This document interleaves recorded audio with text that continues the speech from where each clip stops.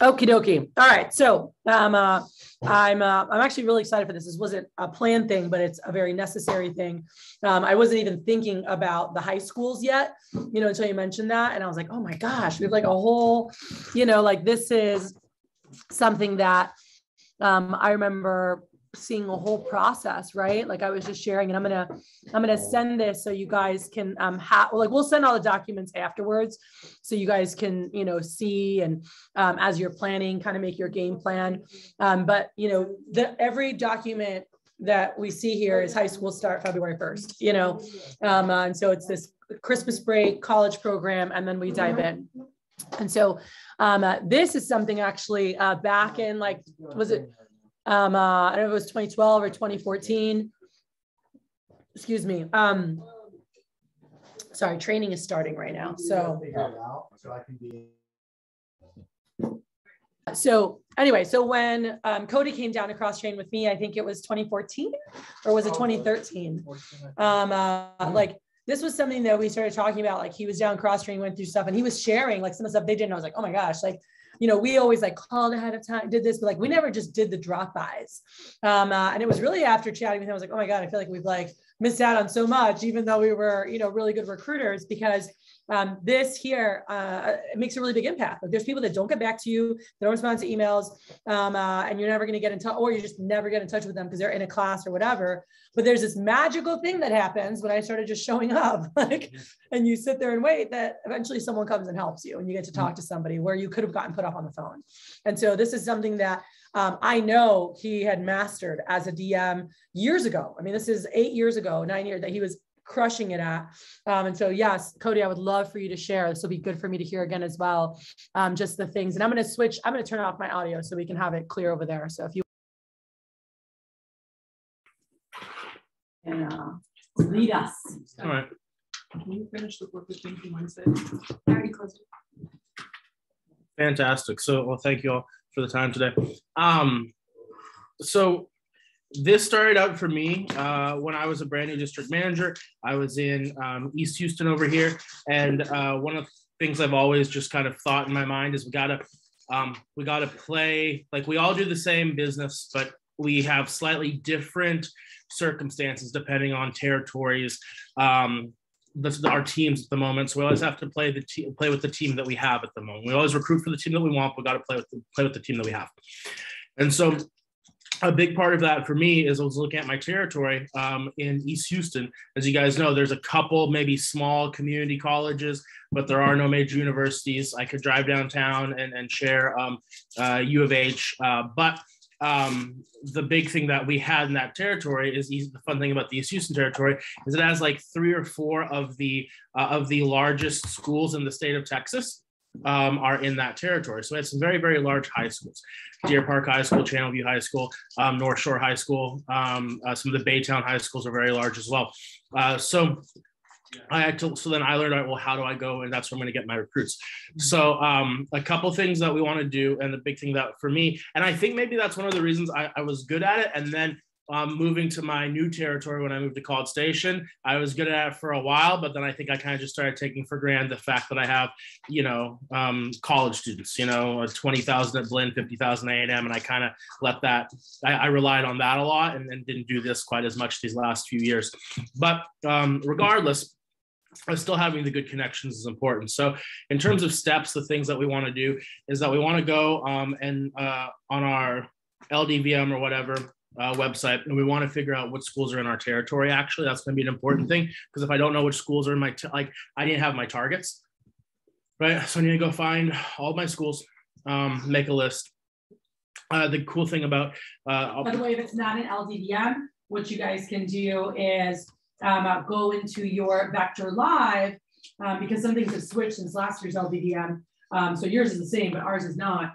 You guys can go into Vector Live, look at your zip codes, and have someone pull all high school, put the zip code, high school, question mark, and it'll just Google and bring them all up of what high schools are in those zip codes or what high school those zip codes go to. And so you'll know what high schools you want to hit. Cool. So my current territory, we have around, it's a rural territory. Mostly about 50 high schools in that territory. The vast majority of them are 3A and smaller. So, you know, something like 30 people, 60 people, 100 people in the graduating class. I have a couple larger ones. But in the East Houston territory, I want to make sure that well, regardless of what it is, I'm going to find a list of the schools, and then I'm going to make a goal for myself of how many campus events that I want to take, because I can figure that even if I'm running a bad event, it's going to average out that I'm going to launch one recruit for every campus event that I go and do, period. Right. So then when I'm kicking off a campaign and I want to have 30 campus recruits, 30 high school recruits, that means I need to have 30 events. All right, keep it easy. Now, of course, some schools we're going to go to and we're going to, you know, take 60 applications. Some of them we're going to take 6, but it evens out. And I know I'm going to be able to at least launch one recruit per event. Maybe we should make those standards higher. I say 1 because I know that some of my high schools I go to, like if I go visit the high school I'm from, this year they have 28 people in the graduating class, you know? So, but for larger schools, like if I was back in East Houston, I'd want to launch 3 to 5 reps for every campus event that I did, right? But if I just keep it standard and say one for one, you know, 30 events, boom. But just something like that is going to make me have, all right, I need to have this many spots open in my calendar that I need to go and do these campus events for. So it's just standard goal management. We have the goals now on the calendar. Okay, cool. Now we need to go out and get these events set up. What do we do? How do we introduce ourselves? So I'm going to pull up a shared document right now. Some of this stuff, like in the last talk David Roy was saying, it's stuff that's basics that we can have for forever. I think this document I'm going to show you has 2011 on it, so it is more than a decade old, but I think it's still relevant. So if I need to show someone how do we do effective high school recruiting, here we go. This was from back when Ryan Long was around. She was amazing at her job. I mean, they all are, Amanda, everyone else too. But so I'm sharing. Is this right? Can people see this? Yeah. Okay, cool. So what do we need to have? So it starts with preparation. We're going to make some packets. We have little fancy folders you can put them in. They don't need to be in a fancy folder. They can just be some information that is paper clipped together. Moral of the story is when you show up there, like you have to have some stuff with you, because if they just say, yeah, here's the person you talk to, and all of a sudden you're sitting across from a person and like you have nothing, right? That's sketchy. Right. So we want to make sure our reputability is up. We always dress the part, always dress professionally, dress like the person you're meeting with, or a little bit better. Right. So what's that? What's a high school principal going to be wearing every day? Dress like him or a little bit better. So that's important. Perfect. Yeah. High school principal clothes. So what we're going to have in our little packet, we always want to have a little letter to the counselor. So that way, even if we just have to drop something off and come back later, we have a letter to the counselor. That's a position description, a vector resume. We used to do a sales rep agreement. I don't think these are as relevant anymore because it's virtual. And there's probably a new position description that explains the virtual that we put in there anyway. But right now, so this you already have it. You got it about an hour and a half ago. Cool. Skills for life insert, an all-American brochure, my business card, or whatever, right? So we put this all stuff into a packet or a folder. If you don't have all-American brochures, you can order them, but that's the same thing. Don't think like, I don't have the all-American brochure, I can't go do this. No, you can still go do this without one, but just an ideal packet has those things in it.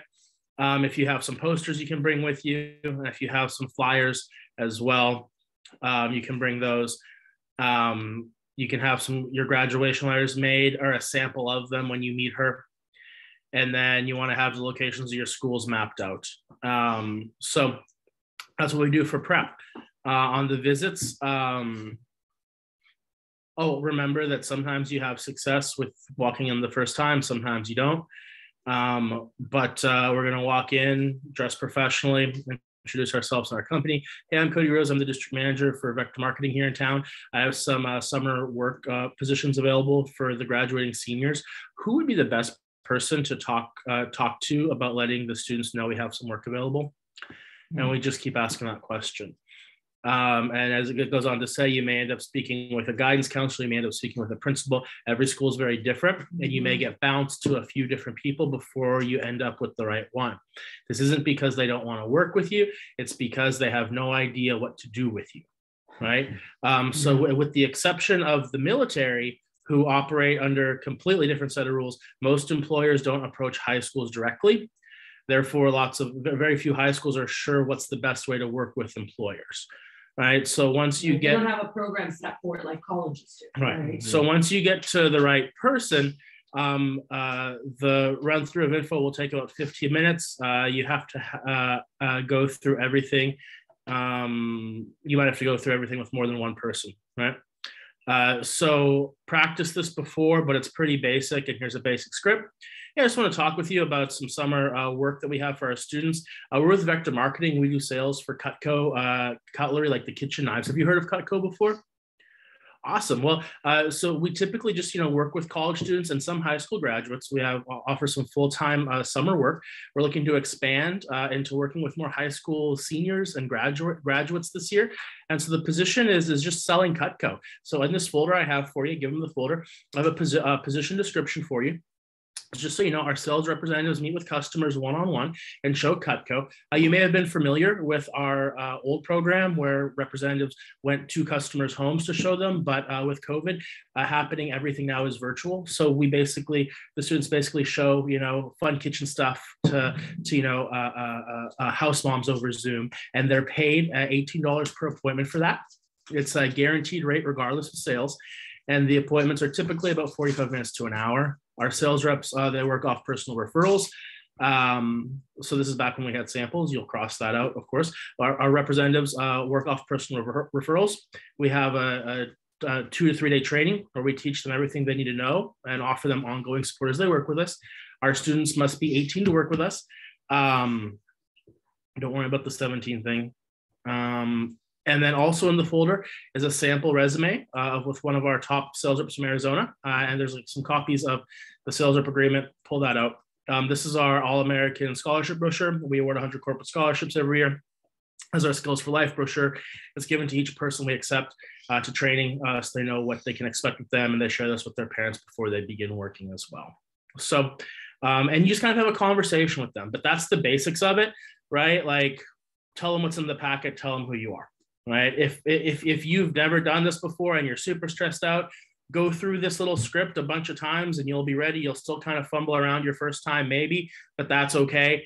What I would recommend from my years of doing this is don't make your most important school your first one you go to. Mm-hmm. Right.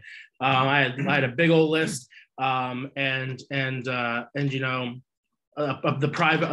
private school out in Baytown Christian Academy or whatever.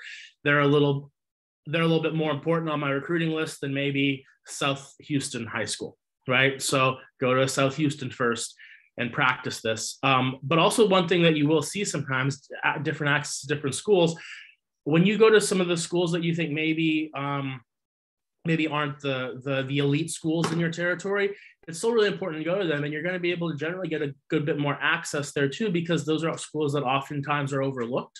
So those counselors and those principals are very excited that you're coming to take time for their students, because lots of people don't always take time for their students. And this is the important thing you have to remember. Regardless of that student population, that makeup, there's a top 10% there's a top 10% of seniors at that high school that are all going to great colleges, that are all doing great things, that are all the kind of kids you want to work with as well. Yeah, when we moved down in 2018, we went to like LaPorte, and one of the high schools, they were like, oh, it's not really that, like, I love LaPorte.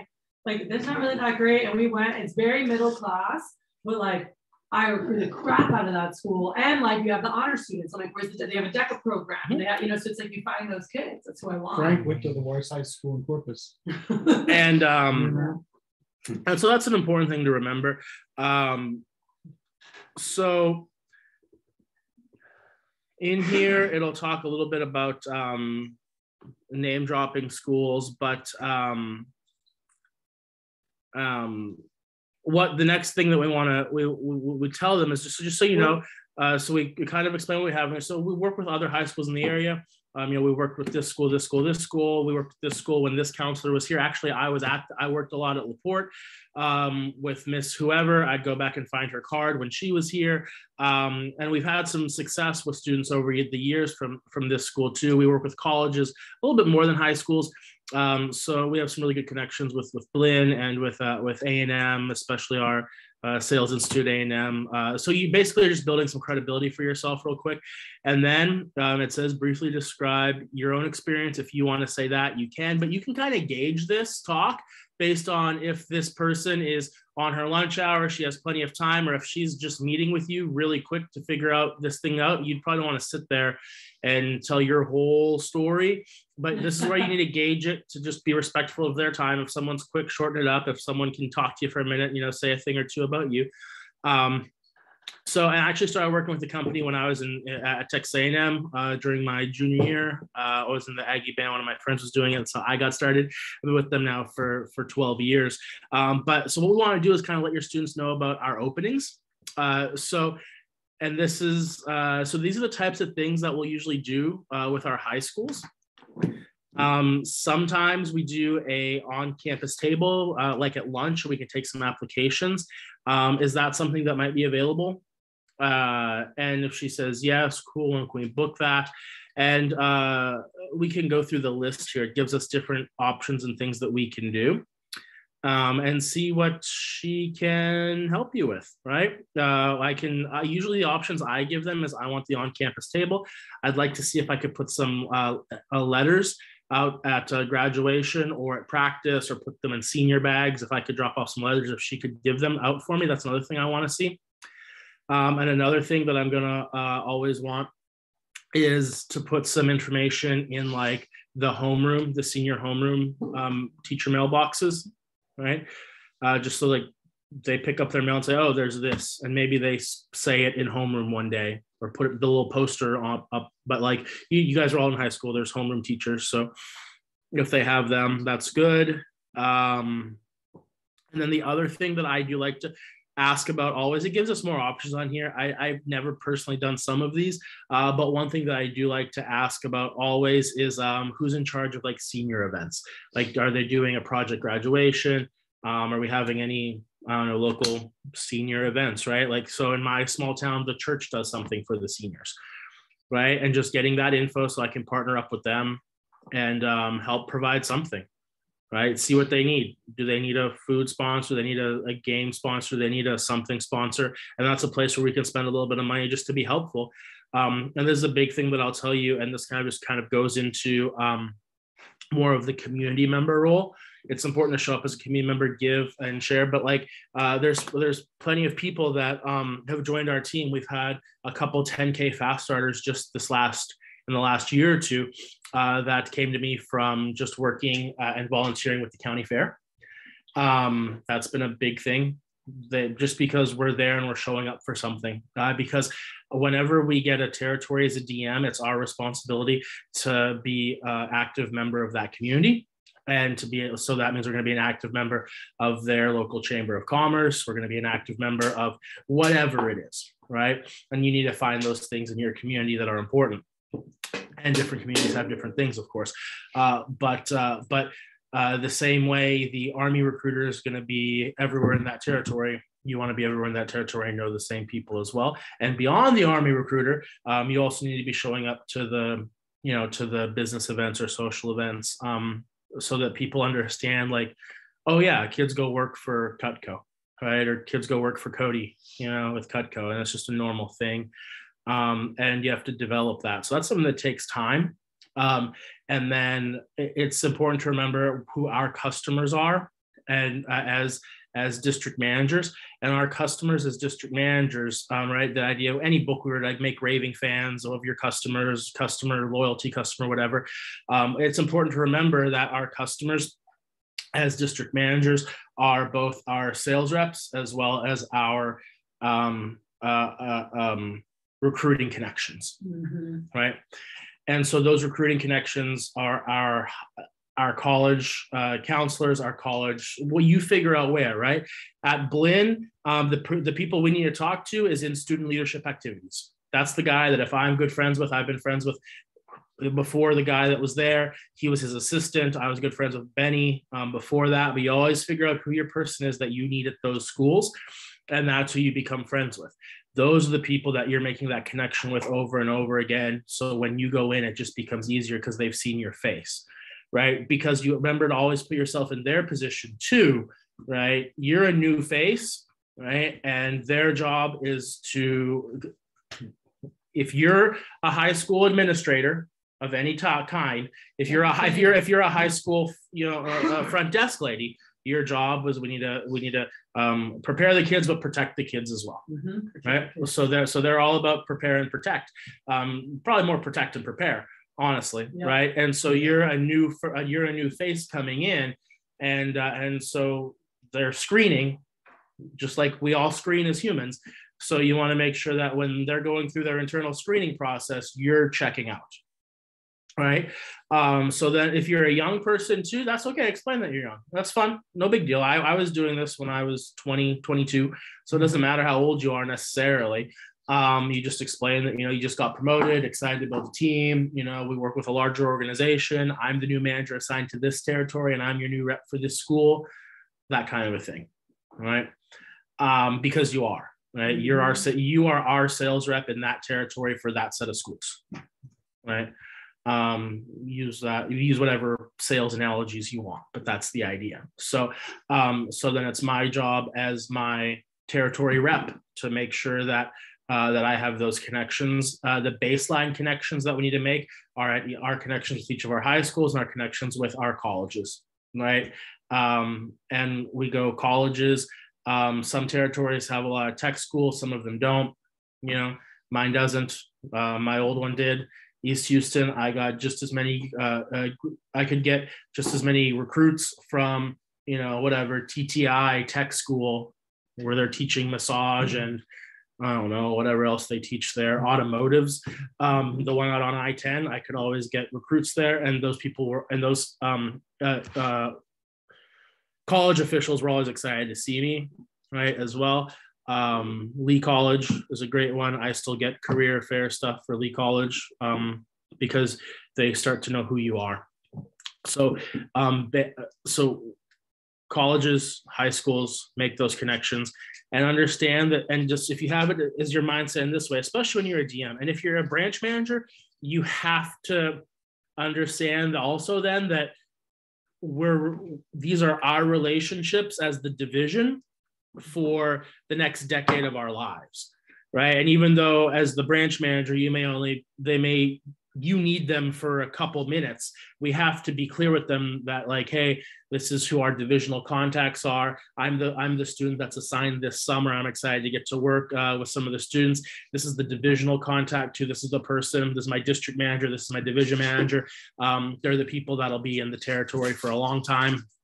I'll be here, and you'll probably see a new version of me next year coming out to say hi to, right? So you just be open and honest with them about what the program is, and they're smart people. They have master's degrees. They understand what's going on, but it's being open, giving them information they can read.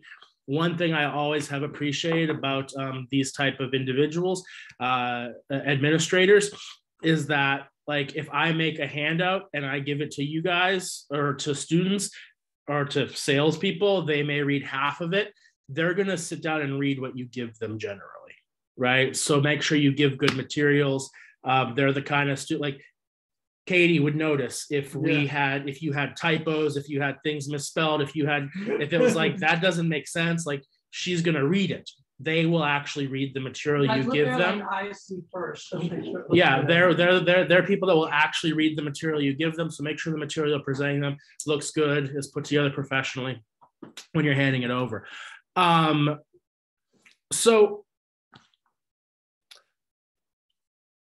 usually we want to know what we can sponsor, how we can help, and then also understand that, this is the other point I was going to make. Also understand that like since you're new, it might be something that we're developing, right? We're developing those relationships over the next, however long we're developing them.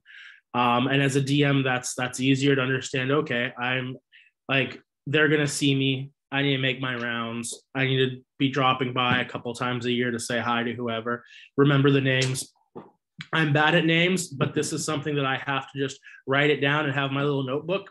And so I have a little page of names with like, Baytown, Christian or Bryan High or Rudder High School, front desk, principal, whoever. So I just have the names real quick and I just keep it all in one little book. Cause if not, like those are names I have to remember. Wish I could remember everyone's. That's not how I am. But I need to remember those. So we just keep a little notebook with their little numbers so I can look and say, okay, that's who I need to say, oh yeah, I'm here to see, Dr. So-and-so. I'm like, oh, she's in her office, right? Because if you just go in and say, I need to see this person, they don't question you as much, right? There's like when you know the person you're going to, right? So I don't know, I always looked up the guidance counselor, the senior counselor, because some people are hardcore gatekeepers. So it was easier for me to go in already knowing the senior guidance counselor's name because I looked it up and said, oh, is so Taylor, are anyone in the guidance counselor office? Then we can get there. And then I could ask them, hey, who do you know that I would talk to about it? That's normally who I like to talk to because the senior guidance will say it's us or it's the principal. Yeah, because the front receptionist is always a gatekeeper. Yeah. So get past her. So, and then if they say no to one thing, it doesn't mean they'll say no to all things. And if you, can I show you? This is what I was looking for. You had it in the thing. Yep. Real quick so you guys can see it. This is what I was talking about. You're going to take this, look at the computer, this list with you. So when you meet with them, and you can just have it in the front of your packet because it's the one thing you're going to address with them, and then the rest is for them to keep, right? But this paper is something I got from Ryan Casey a long time ago. The whole country got it, but he really led the charge with this. But this has like a list of all these things to do, right? So you show the teacher, hey, these are some of the things we've done at other schools. I just want to see what was possible here and what's not. They really respect that, right? But you're giving them ideas that they might not have even thought of, right? When that column says yes or no, and then if it's a yes, who's the contact or the phone or email for you to get to then follow up with that person. So this was, I love this when I got that from him. It was really helpful. Yep. Softball, you can try again. Beautiful. And like I was saying too, if they only allow you to do one or two things this year, just do it the right way, and chances are you'll get to do 3 or 4 the next year. So, and occasionally you do bump into a school that doesn't want to work with you. Don't worry about it. Your success with the schools that do work with you this year can help you persuade the other school next year. So that's an important thing because they do know each other, right? They see each other at district meetings or whatever. And they know that other counselor, she can even put in a good word for you the next time around too, right? So the key is to build good relationships with your schools, and we work for great company, and the students who work with us benefit from it. So just think about yourself, right? By the way, can I add to this? Because there's some people I've seen be rude, like when they can't get to someone or whatever, and it might not be the person, and then you're like, oh, hi, nice to the person you're talking to. They talk. That person after is going to there was an asshole to me, and they're going to be like, all right, we're not going to work with them, right? So like, don't forget that. And anyone that you're coaching or training or any AMs, that they're like, the front lady, the receptionist, I'm like, how are you? How was your day? Like, if anyone asks her about me, I want her to be like, she was so nice, right? So like, I'm very intentional about like being over the top sweet when I like come say hi to someone at the front desk to take a picture of my ID, to put it on my thing, because that's the first process, by the way. Must have your license, by the way. You can't get into the high school without a license, at least not here. So they get your license, they make a copy, they make you a sticker, and this says guest or whatever, right? But in that process, build some rapport. So they like you every step of the way. And then I'm like, oh, I'm here to see so-and-so, like this, the guidance counselor. And they're like, oh, okay. And then I'll go to the guidance counselor's office and then go talk to them. Hey, who do I need to? Or you could just ask in the front, like, who would I speak to about blank? But I always like to get to the guidance counselor because I know that even if it's not them, there's stuff that they can help me with from that list. And I'm like, hey, I'd love to see too, like if you guys do any of this, because I know that, like the guidance counselors typically manage some of this stuff. I'd love to be able to partner up and see how we can best support your students. And they're like, oh, okay, great. And now you have multiple contacts. I might talk to a teacher and I'll speak at their like on job training class or early dismissal. I've spoken to a lot of classes, senior classes. So that's great. And so you'll meet teachers, you'll meet the guidance counselor. And then in terms of tables, it's either activities, principal or the the guidance counselors is typically what I found, but most of mine were like. When we had, so yes, and also like I had a DECA teacher one time in LaPorte. She was really cool, and she just had me teach all of her classes for a day. So, and I was like I was a first year DM, and I was just standing there teaching these DECA kids, right? Like work the room a bit, figure everyone's name, remember everyone's name. Sales is one of the easiest things you can teach that they love for sales. If you're a DECA, you can teach like interviewing skills, resume building workshop. Like there's different things, but if it's DECA, 7 steps to a sale. That was my bread. And they were like, oh my God. It's like so simple, but is a big deal. And the teachers love it too. So. So let me see what else is on here. Odds of helping increase dramatically if you're likable and they know you're trustworthy. Be very professional, honest, upfront, and genuine, and you will get a great response. If you have a high school student who can't, this is important. If you have a high school student who can't make training without missing class, don't sweat it. Let him come in later or make it up one-on-one. High schools won't be very forgiving of outside organizations that ask students to miss class. So college and university is different, but try not to ever ask high school students to skip class. It's if we can. And especially if you have any questions, call me, call Amanda. She's our campus recruiting manager, and don't hesitate to ask questions. So that's that big one. And then there was another one that just on campus. So once you get your campus table set up, what does that look like? Here's the thing that I've always had for just on campus efficiency expectations. We'll look through this together. Sometimes managers are frustrated by what they consider poor results. There are many reasons that applicants don't show for interviews. Most are beyond our control, but managers can have great influence over their results on campus. Here are the answers to some common questions. How many people does it take to run a table? You can run a table with just one person, but the more help you have, the better. The best rule of thumb is U+2 or U+3. How many flyers should I get out when I run a table? It depends on the size of the school, the location of the table, and the rules about where and how you can flyer. If you're in a pretty high traffic area at a school of at least 3,000 students, this is high school or campus, college, you should get out a minimum of 500 flyers each day you have a table. At larger schools, you should get out 1,000 to 2,000 flyers, especially if you can flyer in other areas on campus outside, beside just in front of your table. How many people should I direct schedule? All of them. You should attempt to direct schedule all the applicants you take. You should get about 85% direct scheduled. Some managers almost always direct schedule 100% of on-campus applicants. My RAs get better shows, so I don't direct schedule applicants into interviews. No, they don't. They might get about 50% of the people they contact to show, but they don't talk to all of them. You do talk to all of them when you take the application. If you direct schedule them, you have a chance at them coming into an interview. If you don't schedule them and your RA never contacts them, you have a 0 chance them coming in. How does this break down? We have an office, they're just going to explain the stats. I'm not going to. How many applications should I take? Again, it depends on the size of the school and how much traffic you see. Sometimes 10 apps is good. Sometimes you should shoot for 30. Call your DVM or campus recruiting manager for more specifics. What is a successful day on campus? Every school is different. It depends on your location, how attractive your table looks, how many students you approach, and many other factors. Always set a modest goal for applications and flyers to get out. Now, the real judge of a successful on-campus is how many campus recruits you launch. You should aim to launch one person for every 10 to 15 apps you take. A 10 apps to launch ratio is a very good touch to launch ratio. Just remember that, please. And then this one I thought was kind of fun. This is Carl Gedris on campus recruiting process. What do you need for your campus table? I can't make this bigger. Let me move that. There we go. What do you need for your on-campus recruiting table?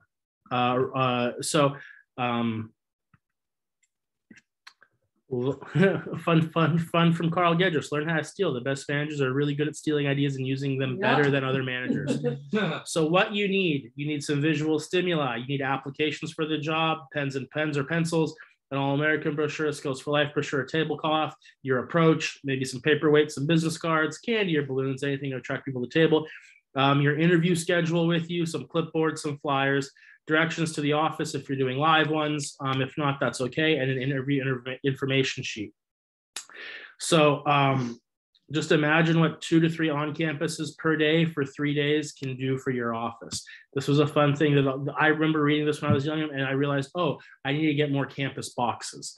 Right. So all of these items that we have right here, I have them all organized in boxes in our office. And so we can grab one box and just take it, and it has everything it needs in it for a campus event. What are some keys? Look professional and smile, eye contact, greeting. Hey, good afternoon. Hey, you're looking for some extra income. You make your own schedule. Do you have a quick minute? Cool. Be progressive and proactive, but not irritating.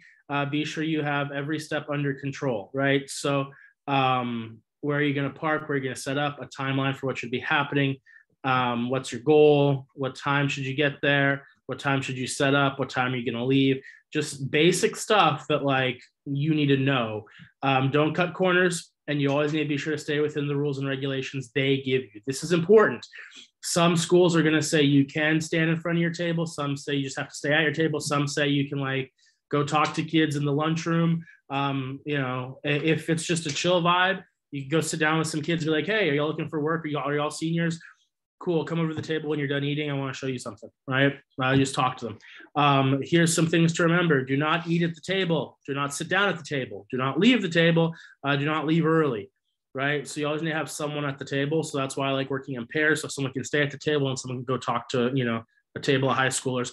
Brandon Walthall, one of our CSPs, he was sitting at his lunch table. I walked up and talked to them. He would have never came up and talked to me at the table, right? But I came up and talked to them, and Brandon Walthall, you know, whatever, $700,000 in sales later was from me going to high school.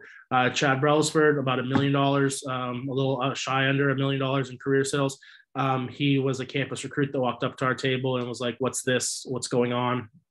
And we talked to him, and you know, he's here today. So campus tables are definitely places where we can get some really good recruits.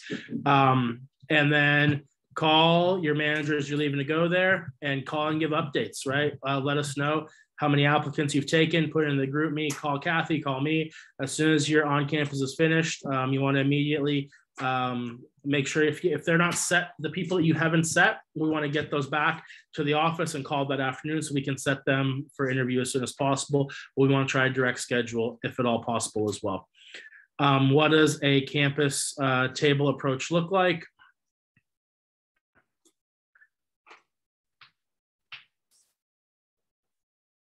If you want to go into it, here's a script. No, I guess we can check that. We can talk you can talk about this on your own. Read through. I was just saying, like, initially just getting in the door, like when you went. So can you share, to wrap up, can you share just a couple of tips that you learned that were really helpful? Like one of them, I can tell you right now that you told me, you sit and wait until you can meet someone. Oh yeah, of course. Like give us some tips of things you did getting in the door. Yeah, so big thing is just sit and wait. People are busy, that's okay. Oh, they're busy. Okay, I can wait. And then I just sit down. I just wait. So bring stuff to work on. You guys can read a book, do social media shit, you know, productive or unproductive. I like to be productive. You do whatever you want. I mean, and that's just from the demo where they're like, oh, well, we'll think about it. And they taught me to be like, okay, well, I'll just go let my son use the restroom anyway. Give me a minute. You guys can think about it. And I just go to the bathroom and like hang out there for a minute and let them think about it. I used the same idea when I was like, oh, they're busy, or okay, I can wait. Let me just sit down and I'll wait over here until they're not. Right. Well, they might be busy for a while. Okay, I understand. No big deal. Like, are they on campus today? Yeah, so just whenever they have a second, let them know I'm here. Right. And then work on something. And a lot of times when you do that, they'll like, you'll be like asking the principal or whatever, and they'll be like, after like 10 minutes, they're like, all right, we got to get him with somebody. And they'll like give you a guidance counselor, right? Yeah. But and then we're always killing them with kindness. And then the biggest thing is I have my, You know what I do actually? I'll print out my, I'll pre-make my packets, so I have 20 of them. And then I have a job to go out and get my 20 packets delivered. So it makes it like easy that way to be like, hey, I need to get this much done. Hey, buddy, I need to get like these out. So then there's a purpose for my action. And I don't know. I know when I'm done also, because I'm someone that does like to be able to like, no, okay, I got this thing checked off. I got all my things delivered. I got all of these things lined up, and then follow up. Professional follow up is important.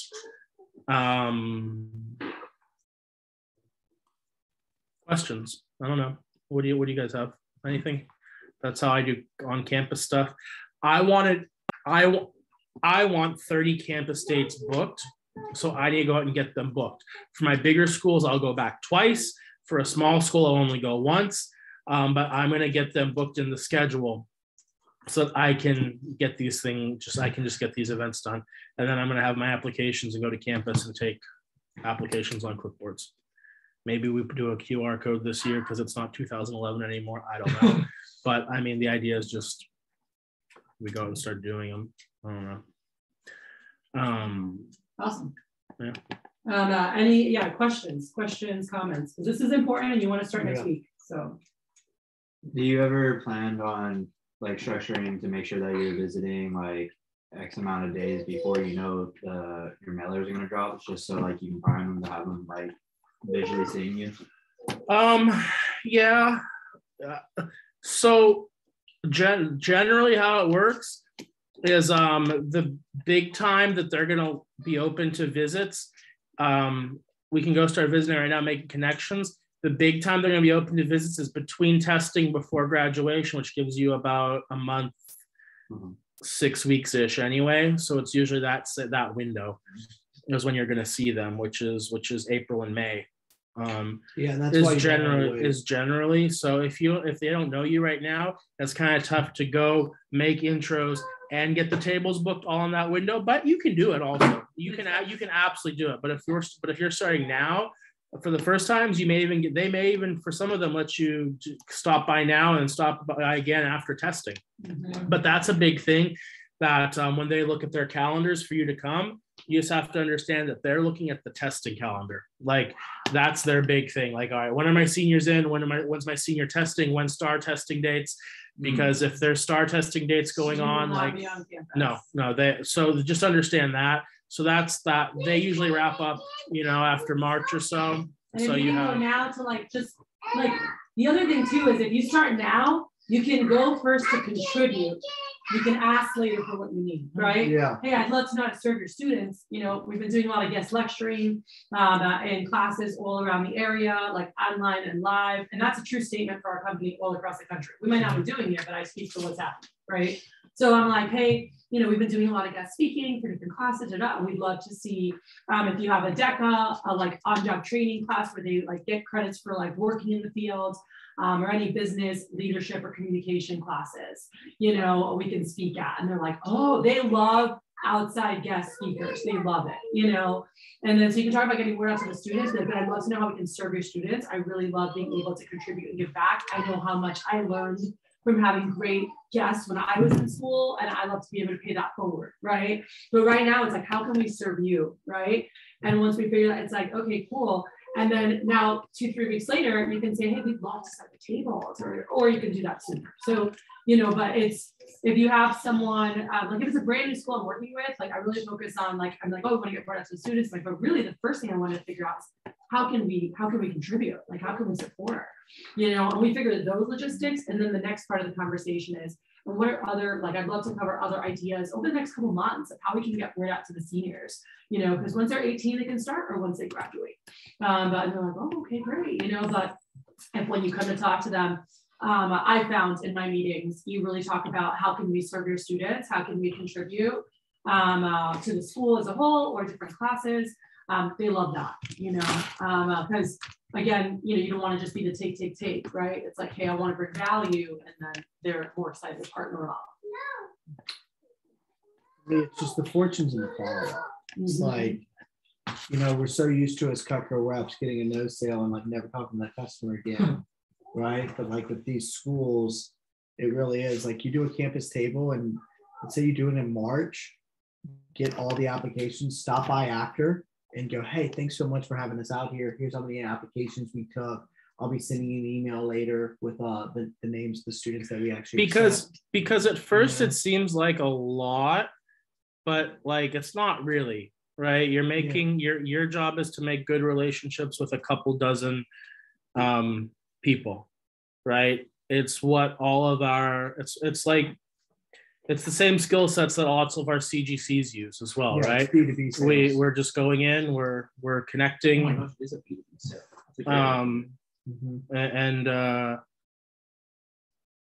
And building out those relationships where they become raving fans of us. But that means we just have to treat those people right.